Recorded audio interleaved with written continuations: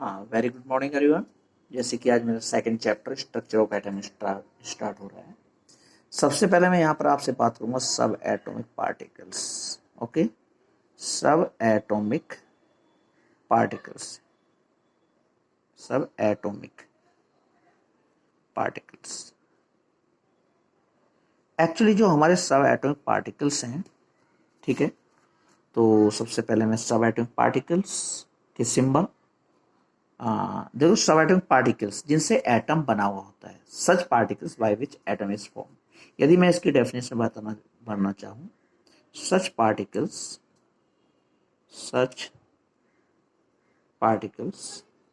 Bye which atom is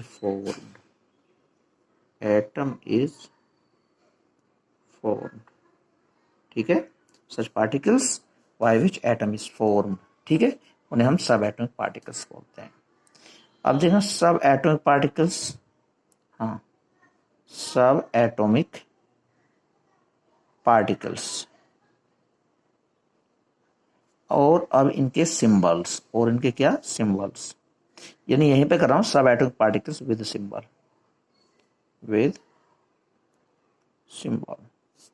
okay. इसके बाद इनके ऊपर चार्ज जो होता है, एब्सोल्यूट चार्ज कूलम में, ठीक है, absolute charge, absolute ABSOLUT, absolute charge, ठीक है, किसमें, कूलम में। इसके बाद इनका मास क्या है, मास, ठीक है, चलो एक रिलेटिव चार्ज भी कह दो चाहे, ये लो, एक में मास पहले, ये तो एब्सोल्यूट चार्ज हो गया, रिलेटिव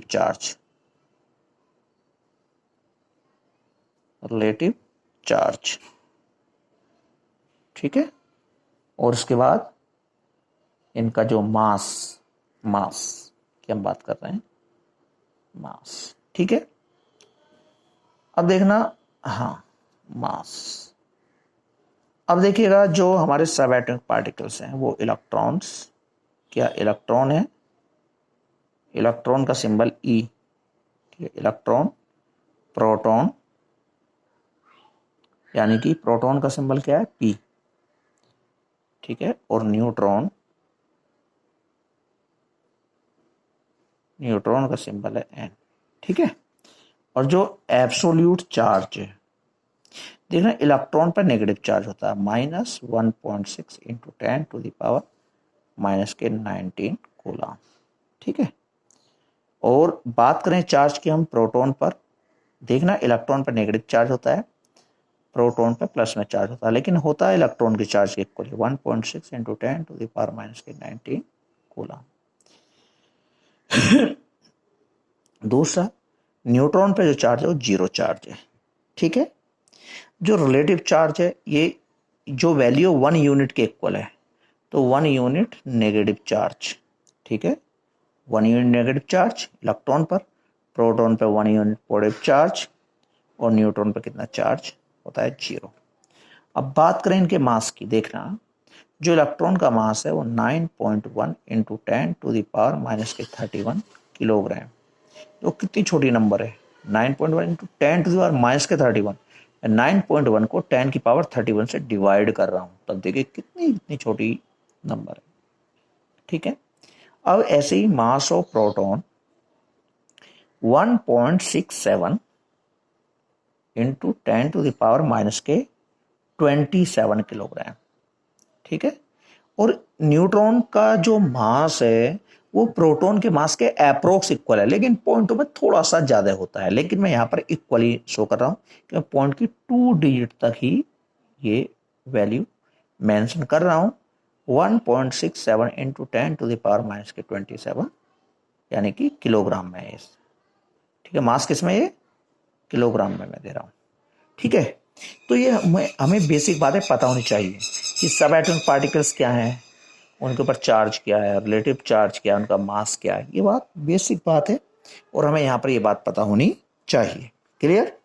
अब इसके बाद चलते हैं, देखना अब इसके बाद आता है हमारा discovery of cathode rays, discovery of anode rays, ठीक है। और डिस्कवरी ऑफ न्यूट्रॉन, एक्चुअली क्या है, ये हमारा बेसिक कॉन्सेप्ट है, 9th क्लास में आप लोग इसे पढ़ चुके हो। आप इसे अपने आप अपनी एनसीईआरटी की बुक से पढ़ोगे। यदि किसी को कहीं पे कोई प्रॉब्लम है मेरे से डिस्कस कीजिएगा, लेकिन मैं आपको इसके नोट्स भी नहीं बनवाऊंगा और ना ही आप कॉपी में लिखिएगा, ठीक है। इसके बाद में डायरेक्ट चलता हूं एटॉमिक मॉडल। देखिएगा, एटॉमिक मॉडल्स। अब यहां पर हमारे एटॉमिक मॉडल्स आएंगे। देखना, सबसे पहले जब हमें पता लगे इलेक्ट्रॉन कहाँ है, प्रोटॉन क्या, अभी न्यूट्रॉन सर्च नहीं हुआ है। जब पहले हमें पता लगी कि एटम के अंदर इलेक्ट्रॉन्स होते हैं, प्रोटॉन्स होते हैं, तो साइंटिस्टों में इस बात की होड़ लगी, भाई ये एटम के अंदर ये पार्टिकल्स इलेक्ट्रॉन और प्रोटॉन रहते कहाँ पर, क्योंकि न्यूट्रॉन तो अभी सर्च नहीं हुआ, न्यूट्रॉन तो बहुत बहुत टाइम के बाद सर्च हुआ, ठीक है। तो यहाँ पर तब बहुत यानी कई सारे साइंटिस्ट ने अपने एटॉमिक मॉडल दिए। तो एटॉमिक मॉडल सबसे पहले इनमें मॉडल आता है थॉमसन मॉडल ऑफ एटम या जे थॉमसन मॉडल, ठीक है। Thompson model of atom,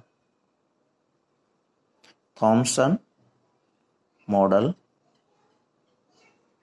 of atom, Thompson model of atom. Actually अब देखना, थॉमसन मॉडल ऑफ एटम, देखना थ्योरी तो मैं ज़्यादा इसमें नहीं लिखाऊंगा, लेकिन एक शॉर्ट में आपको इन्फॉर्म भी करना है।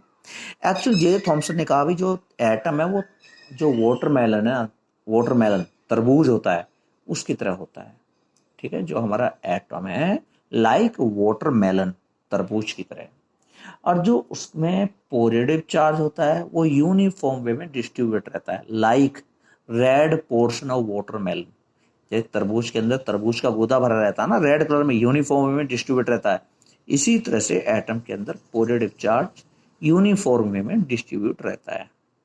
और जो इलेक्ट्रॉन्स होते हैं, जैसे तरबूज के अंदर उसके पार्टिकल्स होते हैं, सो तरबूज के अंदर तरबूज के बीज होते हैं और वो रेड कलर के पोर्शन में गढ़े रहते हैं ना, एम्बेडेड रहते हैं, इसी तरह इलेक्ट्रॉन भी पॉजिटिव चार्ज के अंदर गढ़े रहते हैं, okay. And whole atom is neutral. जो जे थॉमसन मॉडल ने कहा, भाई जो हमारा एटम है वो वाटरमेलन की तरह होता है, तरबूज की तरह, ठीक है। तो रेड कलर का पोर्शन पॉजिटिव चार्ज जो यूनिफॉर्म में डिस्ट्रीब्यूट रहता है, और जो तरबूज के बीज हैं वो नेगेटिव चार्ज के पार्टिकल्स यानी इलेक्ट्रॉन की तरह बिहेव करते हैं। And whole atom is neutral. तो इसमें थ्योरी क्या लिखोगे आप, अकॉर्डिंग टू दिस मॉडल, देखना, हाँ, according to this model, according to this model, इस मॉडल के according, according to this model an atom possess a spherical shape, ठीक है, एक स्फेरिकल शेप में होता है। This model, according to this model an atom possess, POSSES poses a spherical shape, a spherical, हाँ, SPHE, a spherical shape, HERICL, a spherical shape। भाई तरबूज यानी क्या होता है, एक बोल की तरह गोल होता है। तो according to this model an atom possess a spherical shape, ठीक है। और रेडियस अप्रोक्स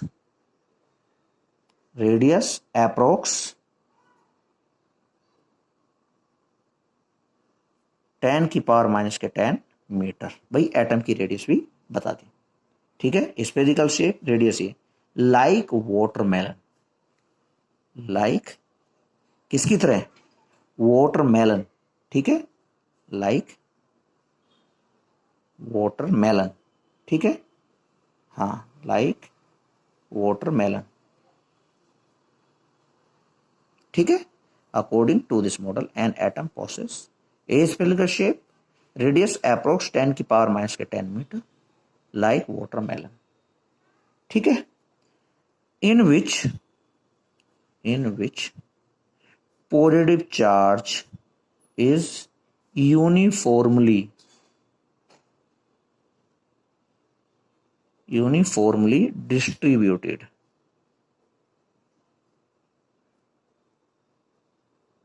ठीक है, like red portion of watermelon, watermelon, ठीक है, लाइक, हाँ, लाइक वाटरमेलन। जैसे तरबूज के अंदर रेड कलर का गोदा होता है ना, यूनिफॉर्म में डिस्ट्रीब्यूट रहता है, ऐसे ही पॉजिटिव चार्ज यूनिफॉर्म में डिस्ट्रीब्यूट रहता है। And negatively charge particle and negative charge particles यानी कि इलेक्ट्रॉन्स, किसकी बात कर रहा है ये? इलेक्ट्रॉन की बात कर रहा है ये लो, इलेक्ट्रॉन्स आर एम्डेड, गढ़े रहते हैं, are embedded EMBEDD are embedded in red portion of watermelon, in red portion of watermelon.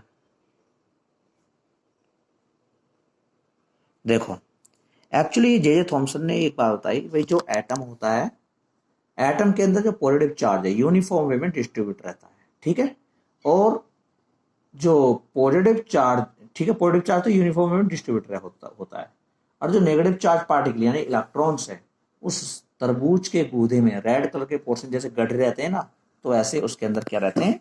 गढ़े रहते हैं। एम्बेडेड मीन्स गढ़े होते हैं। And whole atom is neutral, whole atom is neutral, ठीक है।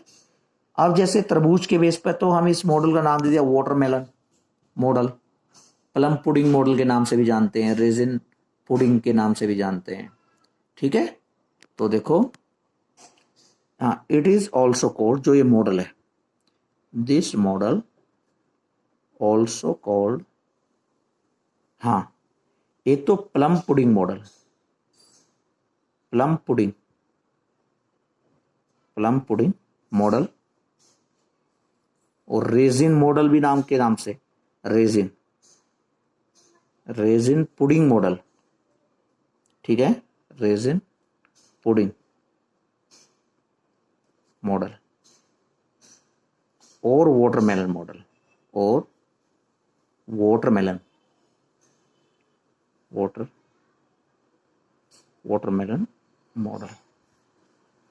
ठीक है। हाँ, this model also called plum pudding model, ठीक है, कोमा रेजिन मॉडल और वाटरमेलन मॉडल, ठीक है। अब एक बात बताओ, ये एक बेसिक सा कॉन्सेप्ट है, जब पॉजिटिव चार्ज नेगेटिव चार्ज से टच में आएगा एकदम क्या ब्लास्ट हो जाता है। आप जो बैटरी होती है घरों में, ठीक है, जो इन्वर्टर वाली बैटरी होती है, आप उसके रेड कलर के पोर्शन को और ग्रीन कलर के पोर्शन को आपस में टच करके देखिए, एकदम चिंगारियां उठेंगे, है ना, एक तरह ब्लास्ट टाइप हो जाएगा। अब जब एटम के अंदर इलेक्ट्रॉन और प्रोटॉन यानी जो पॉजिटिव चार्ज नेगेटिव चार्ज एक दूसरे के साथ इस तरह टच में रहेगा, क्या एटम पॉसिबल है? ब्लास्ट हो जाएगा। तो इसकी limitation, it can not explain the stability of atom, बस शॉर्ट में लिखा रहा हूं, इसकी लिमिटेशन, ठीक है, limitation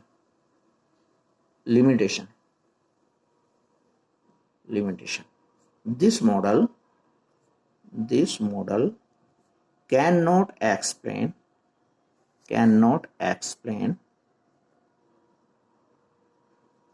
this model cannot explain the stability of atom,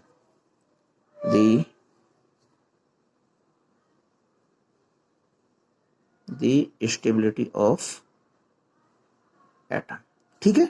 बस मैंने शॉर्ट में इसकी लिमिटेशन यहां पर आप लोगों को करा दी। अब इसके बाद आप लोग यहां पर पढ़ोगे, देखना, जब ये जे थॉमसन मॉडल फेल हो गया, अब इसके बाद आते हैं रदरफोर्ड साहब, ठीक है, Rutherford nuclear model of atom, देखिएगा, Rutherford nuclear model of atom, हाँ, Rutherford nuclear model of atom, RUTHER, ठीक है, Rutherford Rutherford model of atom, model of atom. अब देखना, जो रदरफोर्ड का मॉडल था, स्टार्टिंग में एकदम उन्होंने डायरेक्ट रदरफोर्ड मॉडल नहीं दिया। उन्होंने सबसे पहले ये एक्सपेरिमेंट करके देखा भी कैसे कैसे एटम के अंदर ये यानी कि जो सब एटॉमिक पार्टिकल्स हैं कैसे डिस्ट्रीब्यूट रहते हैं। तो सबसे पहले यहाँ पर आता है रदरफोर्ड एक्सपेरिमेंट, ठीक है। अब फिर उसके बाद रदरफोर्ड के एक्सपेरिमेंट से क्या रिजल्ट निकला, रिजल्ट ऑफ यानी कि रदरफोर्ड एक्सपेरिमेंट। उसके बाद तब जाकर आप लोग यहाँ पर रदरफोर्ड मॉडल यहाँ पर पढ़ोगे, ओके। तो सबसे पहले रदरफोर्ड मॉडल ऑफ एटम में क्या है, रदरफोर्ड का एक्सपेरिमेंट, उसे बोलते हैं Rutherford's scattering experiment, okay. Rutherford's scattering, Rutherford scattering experiment. अब देखना रदरफोर्ड का स्कैटरिंग एक्सपेरिमेंट था क्या। एक्चुअली उन्होंने एक बहुत बारीक गोल्ड फॉयल ली, ठीक है, बहुत बारीक गोल्ड फॉयल ली। अब गोल्ड फॉयल में यानी इस तरह से देखो एटम भाई उसके अंदर क्या डिस्ट्रीब्यूट है गोल्ड फॉयल के अंदर, ठीक है, इस तरह से एटम, ये एक एटम है, ठीक है, और देखो ये, ठीक है, और हाँ ये मान लो एक बहुत थिन गोल्ड फॉयल है और उसने क्या किया, इससे अल्फा पार्टिकल्स को बॉम्बार्ड कराया, टकराया। तो मैक्सिमम अल्फा पार्टिकल्स क्या होते हैं, इससे पार हो जाते हैं बिना किसी रुकावट के, ठीक है, बिना किसी रुकावट के इससे पार हो जाते हैं ये, ठीक है, बिना किसी रुकावट के पार हो गए। लेकिन बहुत कम अल्फा पार्टिकल्स ऐसे थे जो अपने पाथ से थोड़ा सा क्या हो गए, डिफ्लेक्ट हो गए। इस तरह से आप लोग एनसीईआरटी से फिगर बना सकते हो, ठीक है। और एक अल्फा पार्टिकल्स ऐसा भी था, ये मान लो जैसे 20,000 अल्फा पार्टिकल पार कर रहा है गोल्ड फॉल से, तो सभी अल्फा पार्टिकल्स तो पार हो जाते हैं, ठीक है, सभी मैक्सिमम। दो चार अल्फा पार्टिकल इस तरह से अपने रास्ते से क्या हो गए, डिफ्लेक्ट हो गए। और बहुत कम अल्फा पार्टिकल्स ऐसे थे जो जिस रास्ते से गए और उसी रास्ते से क्या हो गए, बाउंस बैक, वापस हो गए, ठीक है। ये तो ये रदरफोर्ड का एक्सपेरिमेंट था, ठीक है। तो जरा मैं इसकी थ्योरी लिखा देता हूं। तो रदरफोर्ड परफॉर्म्ड, हाँ देखिएगा जो हमारा इसमें, तो इसमें जो थ्योरी है 2 लाइन की, ज्यादा नहीं है। रदरफोर्ड परफॉर्म्ड, देखो वो तो अपने ऊपर डिपेंड करता है, आप एक पेज की लिख लो, लेकिन थ्योरी शॉर्ट में, ठीक है। रदरफोर्ड परफॉर्म्ड,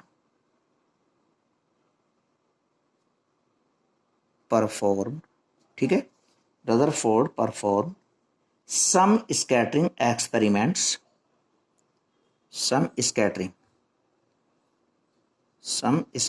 experiment,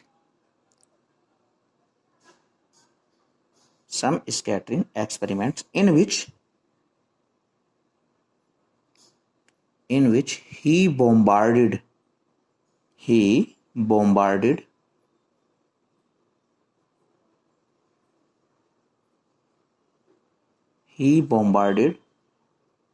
ठीक है, alpha particles on very thin gold foil of, on very thin metal foil, very thin metal foil of heavy metal, like, देखो like सिल्वर, ठीक है, कॉपर, प्लेटिनम, गोल्ड एक्सेट्रा, ठीक है। उसने क्या किया, इस तरह हैवी मेटल ले ली जैसे कॉपर हो गई आपकी, कॉपर Cu, या प्लेटिनम या गोल्ड या फिर silver. Heavy metal, heavy metal कौन सी होती हैं? जिनका एटॉमिक मास बहुत ज्यादा होता है। ठीक है, क्लियर, बहुत बारीक। अब एंड, ठीक है, देखो, Rutherford performed some scattering experiments in which he bombarded alpha particles on thin metal foil of heavy metals, भारी मेटल की, like silver, copper, platinum, gold etcetera. ठीक है, अब आप लोग इसके रिजल्ट पढ़ोगे। सबसे पहले रदरफोर्ड ऑब्जर्व्ड दैट, ठीक है, इससे क्या उसने ऑब्जर्व किया। ठीक है, तो आप कह भी सकते हो यहां पर result of X rays, result of X rays, ठीक है, स्कैटरिंग एक्सपेरिमेंट, स्कैटरिंग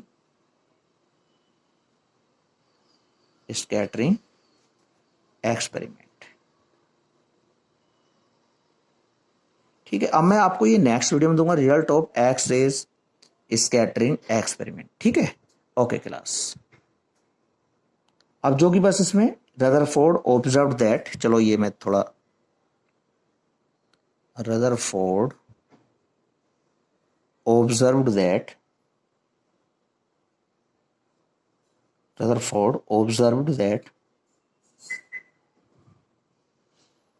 ठीक है, ये मैं उसकी ऑब्जर्वेशन नेक्स्ट वीडियो में सेंड करूंगा।